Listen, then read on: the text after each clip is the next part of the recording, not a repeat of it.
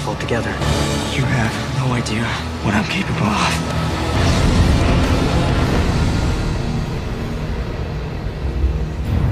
Film की शुरुआत अंतरिक्ष से होते हुए दूर किसी घने जंगल की तरफ मुड़ जाती है, जहां किसी कोने में सिर्फ 2 लोग बसे होते हैं। पर फिर उनमें से एक को कुछ गड़बड़ का महसूस होता है और देखते ही देखते वो किसी खूंखार क्रीचर द्वारा खींच लिया जाता है और अब दूसरा अपनी जान के लिए भाग पड़ता है, जिसके पीछे कभी ना देखा गया कोई क्रीचर लग जाता है। और उस लड़की की भी जटिलता देख साफ समझ आता है कि वो आम इंसान नहीं है, पर अंत में वो कुछ ह्यूमन लाइक एलियंस के हाथों धर लिया जाता है और उस लड़के के पैरों पर भी अजीब मार्क्स दिखाई देते हैं। पर अंत में वो बेचारा उन प्रेडेटर्स के हाथों मारा जाता है, जिसके ठीक बाद जॉन अपने क्रश के साथ स्विम करते हुए दिखाई देता है। उसके पैरों पर भी सेम निशान, उनमें से एक अचानक से ही जगमगाने लगता है, जिसके कारण उसे भयंकर दर्द होने लगता है और उसे उन प्रेडेटर्स का इल्यूजन्स भी नजर आता है कि उन्होंने कैसे उस मासूम की जान ली। पर उसके इल्यूमिनेटिंग पैरों को देखने के बाद उसकी क्रश घबराकर भाग पड़ती है और अब हमें मूवी का बैकग्राउंड समझ आता है। दरअसल वो लड़का और जॉन एलियंस है जो लोरियन प्लेनेट से बिलोंग करते हैं, पर उनके प्लेनेट पर मोगाडोरियंस प्रेडेटर्स के हमला करने के बाद जो अपने रास्ते में हर प्लेनेट्स पर कब्जा करके उनके प्रजाति को मार देते हैं। बचपन में ही जॉन और उसके जैसे 8 और लोगों को कॉल्ड गैड को धरती पर पनाह लेनी पड़ी,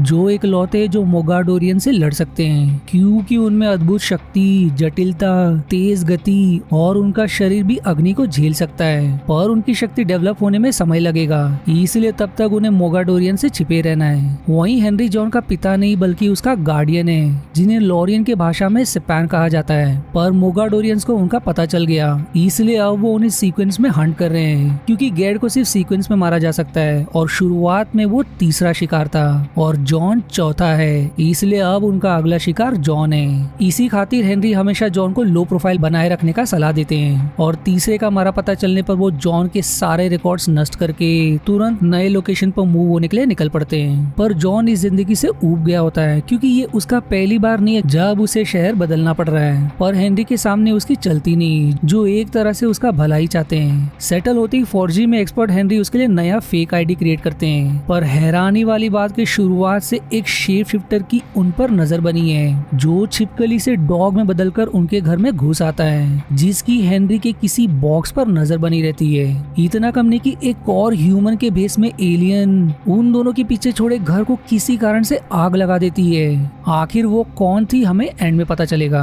इस तरफ जॉन नए शहर में नया शुरुआत करता है, जहां हाई स्कूल में पहले ही दिन उसकी मुलाकात सैम और फोटोग्राफी में शौकीन सैरा से होती है। दोनों को ही पहले ही मुलाकात में एक दूसरे के लिए एक केमिस्ट्री से महसूस होती है। पर सैरा का एक्स बॉयफ्रेंड मार्क किसी को भी सैरा के करीब नहीं देख सकता, इसलिए जल्दी दोनों के बीच दुश्मनी पैदा होने वाली है। वहीं मोगाडोरियंस जॉन को सूंघते सूंघते कभी भी उसे ढूंढ निकालेंगे।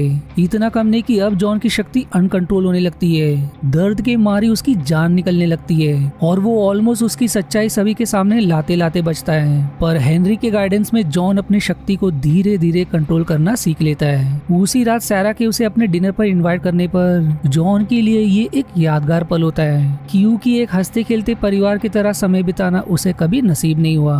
वहीं अगले दिन हेनरी को एक missing local alien Hunter Malcolm के बारे में पता चलता है, जो दरअसल सैम के ही पिता हैं, जिन्हें ट्रैक करते करते हेनरी को उनके अबैंडन्ड मिल में एक सीक्रेट तहखाना डिस्कवर करते हैं। दीवारों पर सेम सिंबल पाने के बाद इससे वो तुरंत समझ जाते कि मैलकॉम को गैड एलियन प्रजाति के बारे में पता चल गया था और वो शायद उन्हीं के तलाश में गायब हो गया, जहाँ से हेनरी को एक अद्भुत पत्थर भी मिलता है। उस पत्थर का रिसर्च करने पर उन्हें समझ आता है कि वो पत्थर बाकी गैड्स के लोकेशन का नक्शा है और मैलकॉम सारे गैड को एक साथ मिलाने की कोशिश में थे। वहीं जब जॉन सैरा के साथ कुछ हसीन पल बिता ही रहा होता है कि मार्क अपने दोस्तों की मदद से जॉन को सबक सिखाने की कोशिश करता है, पर सैरा को मुश्किल में देखने के बाद वो अपने शक्तियों की मदद से मार्क और उसके दोस्तों की पिटाई करता है। पर जॉन की शक्ति देखने के बाद वहीं मौजूद सैम को उसका एलियन होने का पता चल जाता है। दरअसल सैम अपने पिता को खोने के सदमे से गुजर रहा होता है। आज भी लोग उसे और उसके पिता के एलियन हंट को पागल बताते हैं, इसलिए वो सभी को झूठ साबित करने के लिए खुद भी एलियन के रहस्य के खोज में था, जो आज सच साबित हुआ। पर बीइंग अ गुड फ्रेंड वो जॉन के बारे में किसी को नहीं बताता। पर मार्क की धुलाई करने के बाद जॉन ने लोकल शेरिफ से पंगा ले लिया होता है, क्योंकि मार्क के पिता एक शेरिफ निकलते हैं जो अपने बेटे के पिटाई के लिए बदला लेने का धमकी दे जाते हैं। अब इससे उनके एग्जिस्टेंस का सबको भनक लग सकता है, इसलिए हेनरी तुरंत यहाँ से भाग निकलने का तय करते हैं। एक और कारण इसलिए क्योंकि उसका वो मोमेंट किसी ने रिकॉर्ड कर लिया था और अब उसकी मदद से मोगाडोरियंस उन्हें ढूंढ निकालेंगे। पर सारा के प्यार में पागल जॉन इस बार यहाँ से हिलने से भी मना कर देता है। वहीं वो सेम लेडी भी उस वीडियो के मदद से जॉन को ट्रैक कर लेती है। पर अगले दिन जॉन को किसी अनजान से कॉल आता है कि उन्होंने हेनरी को अगवा कर लिया है, इसलिए जॉन तुरंत सैम के साथ उनके बताए लोकेशन पर पहुंच जाता है और अपने टेलीकिनेसिस शक्ति की मदद से अंदर चुपचाप घुस जाता है, जहां वो हेनरी को बंदा खोज निकालता है। उन्हें बाद में समझ आता है कि इसके पीछे एक एमेच्योर एलियन हंटर मोगाडोरियंस के कहने पर सब किया। पर इससे पहले कि वो भाग निकले तब तक एक मोगाडोरियन धाबा बोलता है। हेनरी जॉन का गार्डियन अपनी जान पर खेलकर कई बार उसकी जान बचाता है और भागते दौरान बेचारा मोगाडोरियन का शिकार बन जाता है। पर जाते जाते वो जॉन को वही पत्थर दे जाते हैं बाकी गरड़ को ढूंढने के लिए, क्योंकि अब सभी का साथ होने पर ही मोगाडोरियन को रोका जा सकता है। सैम को भी तभी याद आता है कि उस पत्थर का दूसरा हिस्सा उसके पास है, इसलिए वो उसे हासिल करने के लिए निकल पड़ता है। पर जॉन की मुसीबत कम नहीं होती, क्योंकि शरीफ जॉन के अगेंस्ट झूठे सबूतों के बेसिस पर उसे गिरफ्त करने के लिए पुलिस की फौज लगा देता है और अब सारा भी उस पर शक करने लगती है। पर जब तक जॉन सारा को सब समझा सके, पुलिस तुरंत रेड मारती है, जिसके डर से सारा फिसलकर मरते मरते बचती है, यदि जॉन ने सही समय पर अपने शक्ति की मदद से उसे नहीं बचाया होता।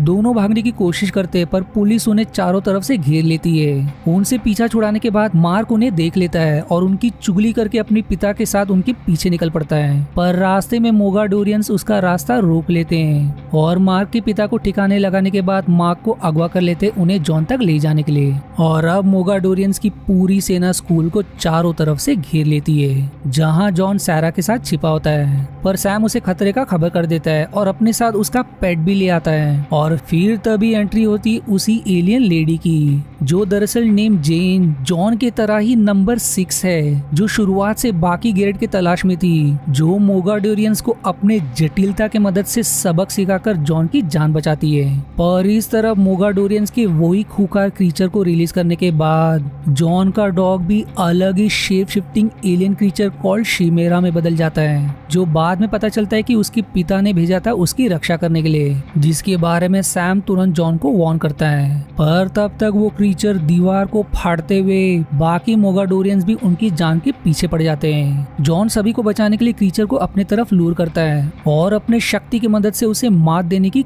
कई बार कोशिश करता है, पर वो खूंखार क्रीचर उस पर भारी पड़ जाता है और वो उसका शिकार बनने ही वाला होता है कि तभी जॉन का न्यू एलियन डॉग अकेले उस क्रीचर के साथ भिड़ जाता है और अब दोनों भी एक दूसरे के खून के प्यासे।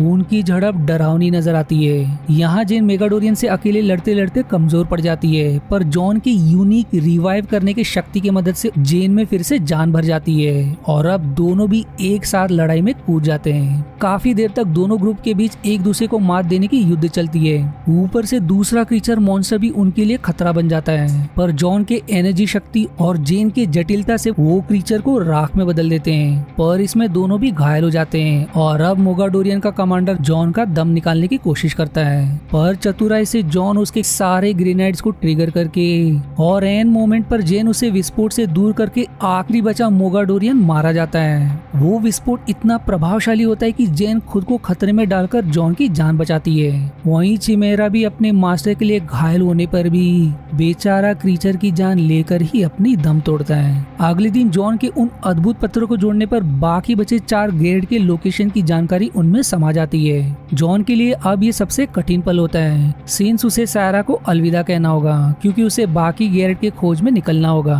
पर वो रिटर्न लौटने का भी वादा करता है और इस रोमांच में जॉन सैम को भी शामिल करता है, इस उम्मीद में कि इस खोज में वो अपने पिता को भी खोज निकाले। मार्क भी मूवी के अंत में एक भला काम कर जाता है, उसके डैड को उनकी छिपने का गलत लोकेशन बताकर और उनकी संपत्ति डैड से गायब करके उन्हें लौटा देता है और मूवी तीनों के धरती की रक्षा करने के वचन से खत्म हो जाती है। आशा है आपको मेरी एक्सप्लेनेशन पसंद आई। यदि हाँ तो प्लीज वीडियो को लाइक करना और चैनल को सब्सक्राइब करके सपोर्ट करना ना भूलें। मिलते हैं अगले एक्सप्लेनेशन वीडियो में, तब तक के लिए धन्यवाद दोस्तों।